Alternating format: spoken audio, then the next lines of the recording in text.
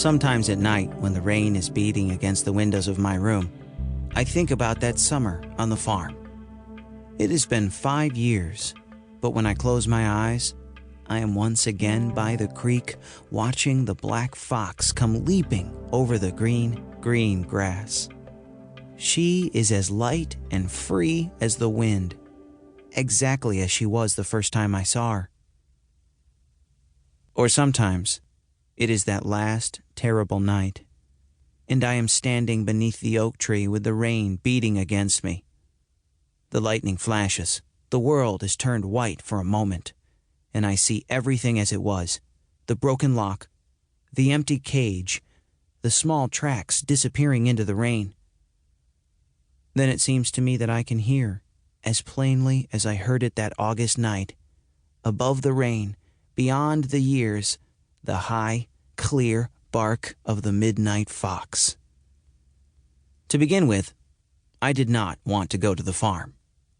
I was perfectly happy at home.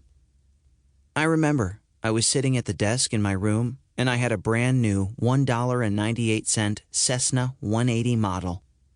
I was just taking off the cellophane when my mom came in. I was feeling good because I had the model and all evening to work on it.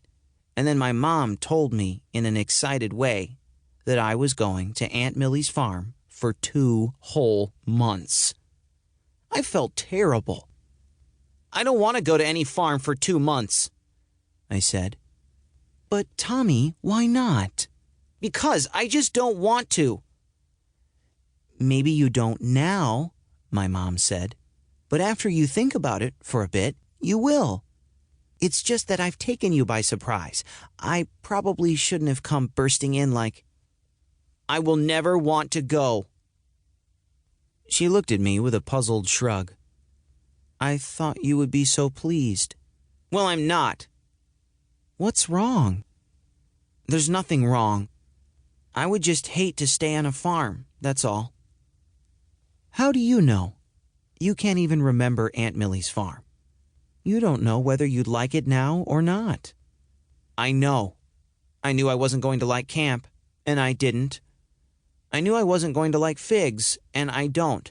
I knew I wasn't—" "The trouble with you, Tommy, is that you don't try to like new things. You shouldn't have to try to like things. You should just very easily, without even thinking about it at all, like them." "All right," she said, and her upper lip was beginning to get tight. "When I first saw this farm, I very easily, without thinking about it at all, loved it. It is the prettiest farm I ever saw. It's in the hills, and there are great big apple trees to climb, and there are cows and horses and—" "Animals hate me." "Tom, I have never heard anything so silly in my life. Animals do not hate you." "They do.